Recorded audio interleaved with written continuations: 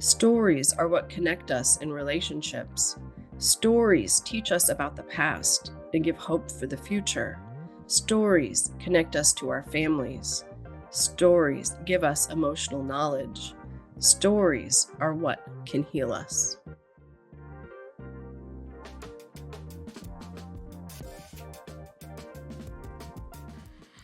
I am pleased to introduce our first speaker, Dr. Lauren Furlan.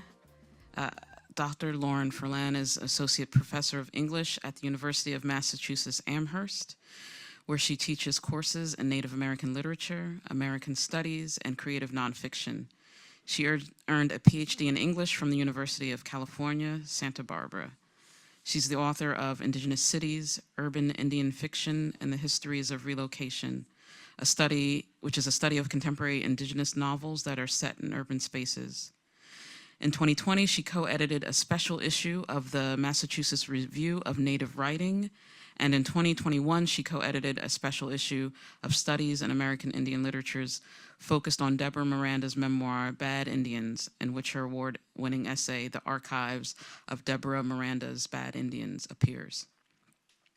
She's currently working on a book project that studies the use of the archive in contemporary Native writing and art. Her creative work has appeared in Sentence, Sovereign Erotics, Touchstone, and ZYZZYVA. I don't know if that's supposed to be read as a word. She has slowly been writing a memoir that chronicles her experience as an adoptee of Native descent. She's the current president of the Association for the Study of American Indian Literatures. Thanks to Maine Humanities for this invitation. I think it's a really important time to remember that books matter, and I'm so excited that this program exists. I'm zooming to you from Northampton, Massachusetts, which is land of the Pocumtuck Nation in the Nulwaddig or Nonotuck community. I come to you after 2 days of running the Association for the Studies of American Indian Literature's virtual conference. So I've been on Zoom for 2 days. My heart is full, and I'm looking forward to talking to you about this book. My title, A Path If You Know Where to Find It, of course, is from the novel, Memory, Storytelling, and Archiving in the Berry Pickers. And this is dedicated to those still trying to find their way home. Let me start with a couple of epigraphs. Native stories are power. They create people. And that's Leanne Howe. I'll say more about that in a minute. And the truth about stories is that's all we are. It's from the author Thomas King. In his book, Why Indigenous Literatures Matter, Daniel Heath Justice argues, like Howe and King do in the passages here, that Indigenous stories affirm presence, and that Indigenous literary works offer us insight and sometimes helpful pathways for maintaining, rebuilding, or simply establishing meaningful relationships to the land, to human community, to self, to the other than human world, to the ancestors and our descendants, to our histories and our futures. I begin here, thinking about the importance of Indigenous stories in texts and relationships, to explore the kinds of pathways that this novel provides, and to think about how this book is a good model for thinking about Indigenous storytelling. My title, A Path If You Know Where to Find It, refers to the path to the hunting cabin in the novel. It evokes a kind of place knowledge that finding the path would entail, of a path that has to be found, but isn't clear or straight, a path that is hard to find due to lack of use. But it also functions in a metaphoric sense. Where is the path to meaningfully connect to family, past, present, and future? And how do we get there? The Berry Pickers tells the hard story of how a young Mi'kmaq girl loses her family, as we all know, and how her family loses her in the berry fields of Maine and her journey towards reunion. And I'm using the word here that adoptees use to describe meeting their first families. The novel is narrated alternately by Ruthie, now Norma, and her brother Joe. In the present of the novel, Ruthie, now in her 50s, has reunited with her first family, and Jo, still holding the guilt for being the last one to see Ruthie before her disappearance, is dying of cancer. The novel moves back and forth in time, beginning in the moments before Ruthie is reunited with Jo, circling back to the summers in the berry fields before and after Ruthie disappears, Jo's and Ruthie's, now Norma's, lives in the aftermath. As I will argue, the path does not only point homeward toward the past, but also to a future, toward a reclaiming of family and story.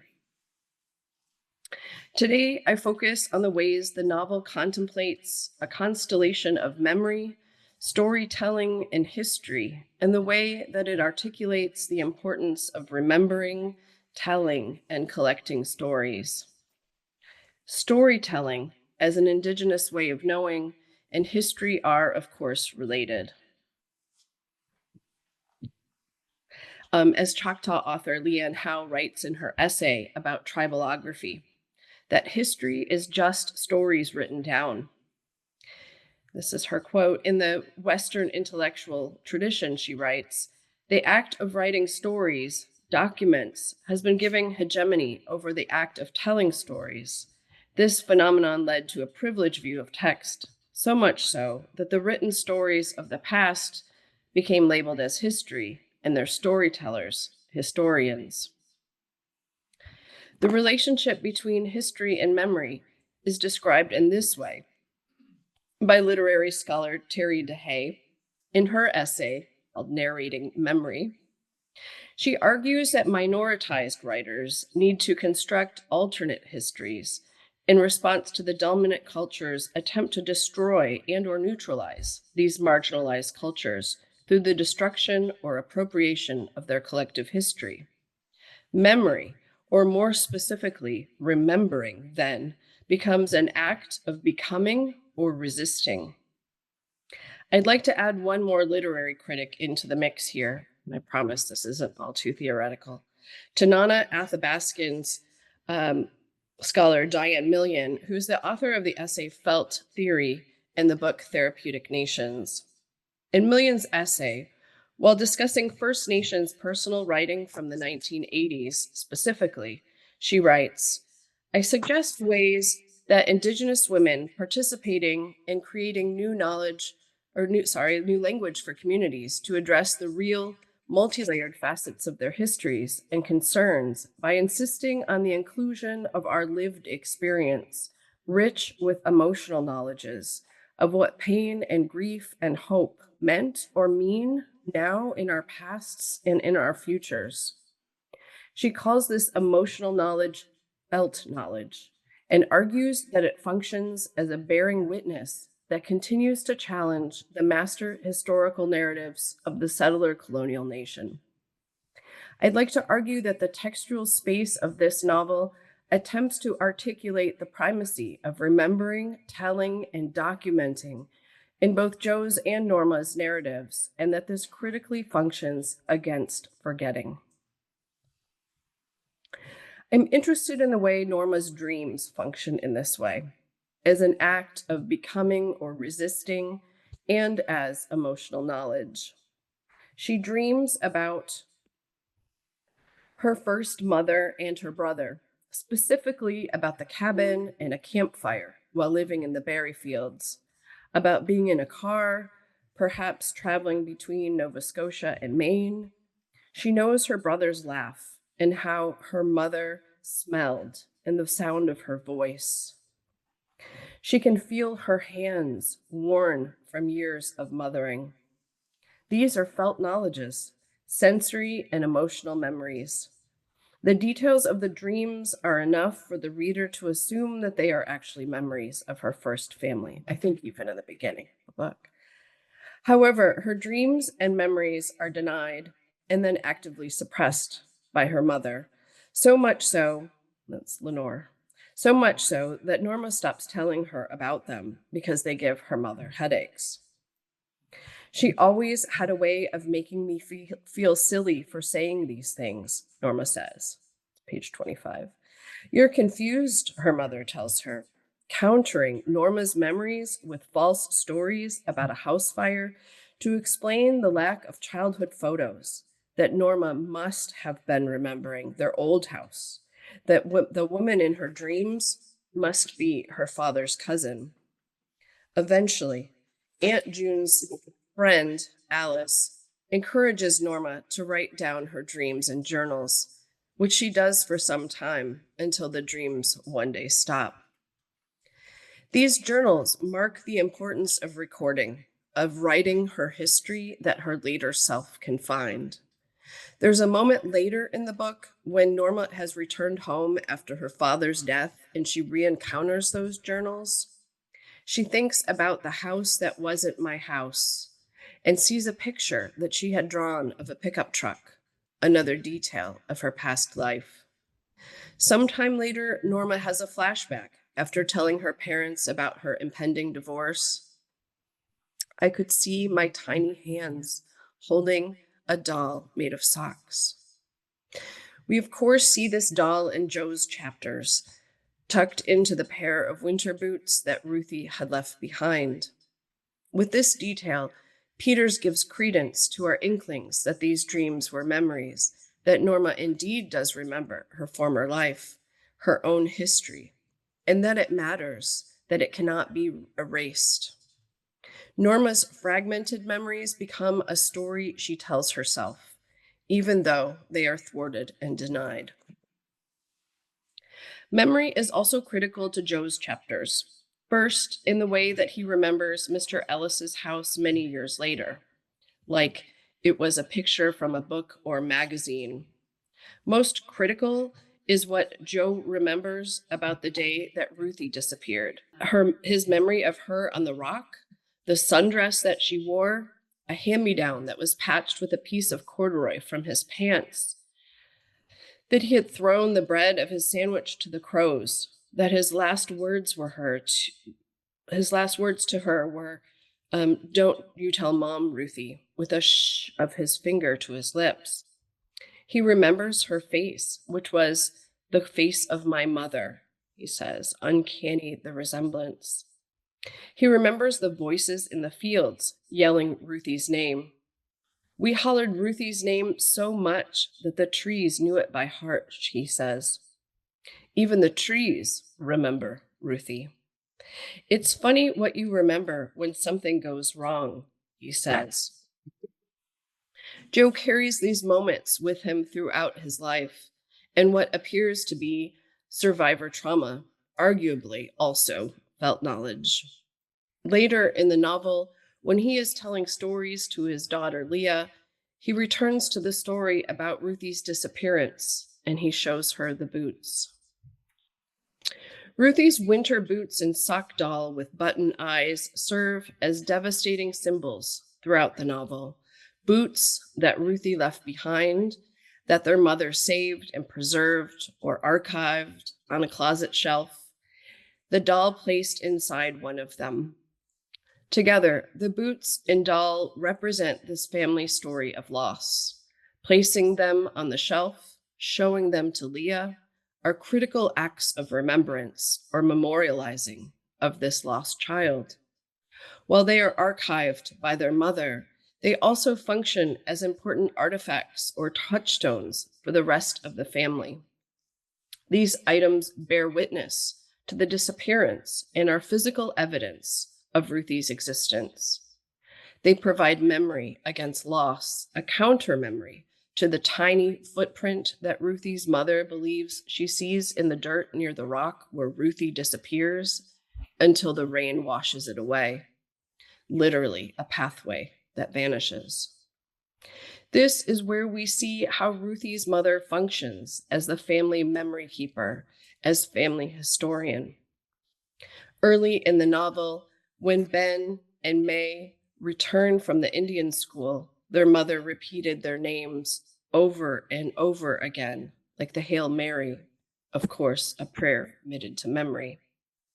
This act of repetition serves as a way of bringing them back home, reminding them of who they are and where they belong, of claiming them as hers, for the residential school is another way of losing children. And this, as my aside, is a kind of foreshadowing of Ruthie repeating her own name when she reclaims it at the end of the novel. Juxtaposed with these moments of remembering in the novel are episodes of forgetting and erasure. Many of these evoke historical trauma and loss, references to the Indian school, and the erasures caused by these schools, including the loss of heritage languages. For example, Mr. Ellis tells the father not to speak, quote, gibberish to Ruthie at the beginning of the novel. Later, when Joe is with his father at the hunting cabin, Joe admits that he does not know more than a few words of the Mi'kmaq language, and his father tells him to fake it for the Americans. And at the end, May tells Ruthie that they can learn the language together. In another scene, Joe mourns the loss of Aunt Lindy's cabin and her deer stew. He can no longer find the trail to the hunting cabin, the path if you can find it. For Norma, erasure can be felt most keenly in the absence of childhood photos. She so desperately needs to see herself in the past in order to make sense of her present. In one scene, she finds a collection of photographs in the bottom drawer of a file cabinet in her basement. A file cabinet, of course, being a place where documents are preserved or archived. And the photo she takes is one that she should be in, a picture of her parents and aunt together on a beach, but there is no evidence of her there. After Norma asks her mother about this photograph, the entire collection or archive disappears. If her first mother is an archivist, Lenore is the anti-archivist, disappearing evidence of her crime. We might add the falsified birth certificate to this impulse, in this case, creating evidence to hide the crime of kidnapping and using the state apparatus to do so. An archive can be an official record of the past, a memorial space, a collection of documents or objects, a repository. In Indigenous archival activism, Rose Mirren describes the kinds of Indigenous archiving performed by members of the Mohican tribe as a way of wresting control over their own history. Archiving in this novel has everything to do with preservation and remembering. In addition to saving Ruthie's Boots, Norma's first mother archives letters in the family Bible. Joe saves the dollar he earned while helping his father with the Americans in the hunting cabin. Later, Joe archives or preserves the Maine cabin, where he lives alone for 10 years. We first see him cleaning the stairs, fixing the shingles, then painting the inside walls with murals, including one of 2 children on a blanket looking at the stars. Joe's remodeling and preservation of the cabin allows Norma to see it and the mural when she visits with June. All of these acts of archiving work to preserve family stories. The book's form itself enacts modes of storytelling. First, the author's conscious use to use 2 narrators serves as a reminder that this is a story being told. It reminds me of Louise Erdrich's Tracks in this way. It's a novel I teach a lot. Narrated alternately by Nanapush and Pauline. We call this technique polyvocal, a word you may have used about Tommy Orange's There last year, which has many more than 2 narrators. In this novel, we hear both from Norma, who later narrates as Ruthie, and from Joe, back and forth through time as they live these parallel lives as both testimony and bearing witness. Their stories work in tandem as the story of the girl who disappeared and the story of a brother who desperately misses her. A good deal of Joe's narrative is being told directly to Leah, his daughter, with whom he has been recently reunited, and he constructs for her his family history, the loss of Ruthie, his accident and recovery, how he meets Cora, Leah's mother, his travels out west, and then back to the cabin in the berry fields. We see through Joe that becoming kin means knowing these stories, knowing what the family has been through in order to participate in the remembering of these events. There is a sense that Joe is telling Leah all of his stories before he dies. And this is functionally how storytelling or the oral tradition works. Passing on stories to the next generation is how family and cultural histories get remembered. I also want to pay attention to the trajectory of the plot and Peter's use of time or chronology, which I think works well with the use of two narrators. The plot is nearly circular, or maybe spiralic. It begins and ends nearly in nearly the same timeline, but the chapters themselves are not strictly chronological, as they go back and forth in time between Norma's and Joe's narrations, and within the chapters, Peter's telescopes back and forth in time.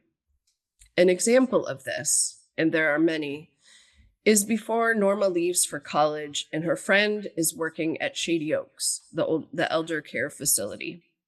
Norma briefly flashes forward in time to when she brings her mother there, which works as a foreshadowing also. This kind of complication of chronology seems to work against a simple historical plot or character arc, but also reminds us, as Laguna writer Leslie Marmon Silko does, that stories never end and that all stories are related. Critics like Mark Rifkin, and this is his book here, argue that Indigenous books are often written outside of settler time in this way. His book is called Beyond Settler Time. Some of the stories about place and what those reveal about the tree that witnessed the birth of Mi'kmaq babies near the apple orchard, about the berry fields, about how there are not many houses along Route 9 in 1962, about Mr. Ellis's house and how the girls cleaned it every summer when they arrived, about the cabin where they stay in 1962 and later when Joe moves into it in self-imposed exile because he can remember Ruthie there. About how the others who stayed in tents on the property, about Aunt Lindy's cabin and the hunting cabin, both in Nova Scotia, about driving between these two locations, about not having legal protection in the United States as migrant workers.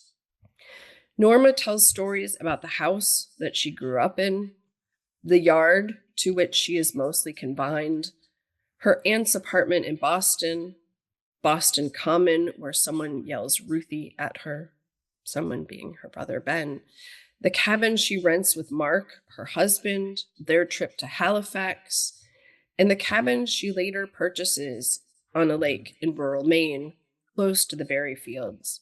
How Maine feels like home to her. June later takes Norma to the berry fields where the rock used to be to show her where Lenore found her.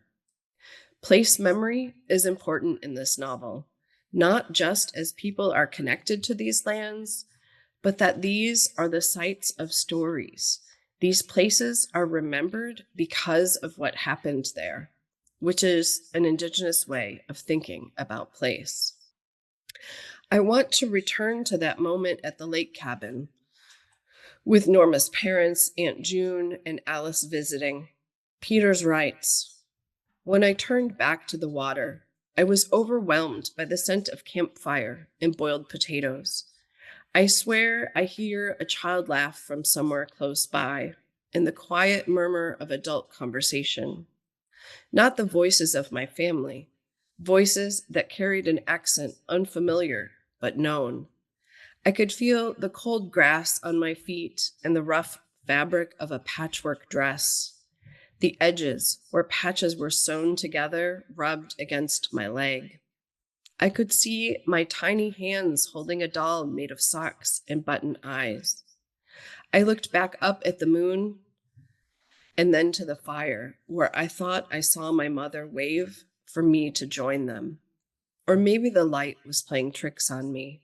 Or maybe it was a dream, a vision meant for sleep creeping in, confusing and unfinished. I jumped, and the feeling disappeared just as quickly as it had come. It felt like a waking dream, or maybe even a memory. Sometimes it's hard to tell the difference. This is the second time that Norma has told us that scent evokes memory. When she smells someone wearing Mark's cologne, for example, she remembers her miscarriage. These memories are felt knowledges. They are both emotional and embodied. They are the memory of images and sounds and feelings and smells of that specific summer in the place where Ruthie lived before she disappeared. The campfire Ruthie remembered in her dreams, and this campfire was important to this life. It is where families gather. It is where stories are told. This is where she felt at home. The invocation of these sensory and felt memories is critical to understanding the importance of remembering in this novel. This act of memory resists the erasure of Ruthie's story, identity, sense of self, and kin. She belongs at that campfire, and she knows it when she returns with June to the cabin near the end of the novel. I think it's also important that there's a story that's not told in this book until near the end, and that is how Ruthie is stolen and by whom. We see her on the rock, and then we hear from Norma as an adult about her childhood, but there is a big narrative gap. We learn that Norma's father is a judge and that people trust judges to do what's right, but her parents never tell her how she came to be with them, and neither had Aunt June or Alice, though ostensibly we think they know. We may have had suspicions about Mr. Ellis's role as he makes remarks about Ruthie's lightness and potential right before she disappears. This narrative gap functions as a wound for Norma / Ruthie, as I'm calling her by this point. It would allow her to understand her own story. There is a moment when Aunt June is visiting Lenore in the nursing home, and Lenore says, "June, do you remember when we got her? She didn't even cry when I put her in the back seat." Outside, right after this, June says, "I kind of hoped I would die before I had to tell you this." And Norma says, "I'm adopted." And June says, "You weren't really adopted per se. Your mother and father had had a fight, and she'd taken the car for a drive to clear her head. She was driving through the back roads crying. She wasn't in her right mind, and she saw you sitting on a rock all by yourself eating a sandwich. She pulled over and offered you a piece of gum in the shade of the back seat to get out of the sun." Norma replies, "Are you telling me that my mother kidnapped me?" June is angry that she is the one who has to tell the story. "You'd already been with them a month when I found out," she says. "It was too late to do anything." Her father had a birth certificate drawn up, and they moved one town over. Learning this piece of the story is traumatic, of course, and Peters kept it from us for the majority of the novel. Norma turns again to her journals after this episode. Peters writes, "There on the pages, written decades ago, were the dreams that I now knew were memories of a life stolen from me. I slid off the bed and onto the floor as the room filled with the scene of potatoes cooking and the campfire. I used my finger to outline the figure of a doll, the eyes far apart and made of buttons. I read stories I had written about Ruthie and her brother Joe." This chapter ends with her thinking to herself, "I wonder who I am. I wonder if they miss me. I think about how hard it is to hear this story, to realize that her dreams, which she recorded and archived in these journals, are actually memories. For her to think about the people missing her, not just her own grief. I also want to call attention to the return of the embodied felt knowledge here, the smell of potatoes and campfire, the haptic memories of the doll. Without realizing it, Norma also knowingly follows in her first mother's footsteps, unknowingly, as archivist and historian, having preserved those early memories in writing, without which she might not remember these details. This alignment with her first mother is her first step in reparative kinship. She is also reinserting herself into her family's narrative, that web of kinship that she formerly had no access to. This is her pathway that will lead her back home and to learn stories about her family and her people. Leslie Marmon Silko, who I mentioned earlier, also talks about how stories can be healing, and that stories can make one feel like they are part of the community, that they are not alone. She tells, for example, in this essay, the story of a Vietnam vet who returns to the reservation after the war driving a red Volkswagen. He forgets to set the parking brake, and the car rolls into an arroyo. The community comes together to tell him how many of them have also lost cars to the arroyo. The stories that Joe is telling Leah function in this way. We see what not knowing stories does to Norma's sense of self, like not knowing she is Indigenous, confused when she is asked for her status card. But the stories that Ruthie's mother tells her when she comes home become a part of her healing. They provide a pathway home.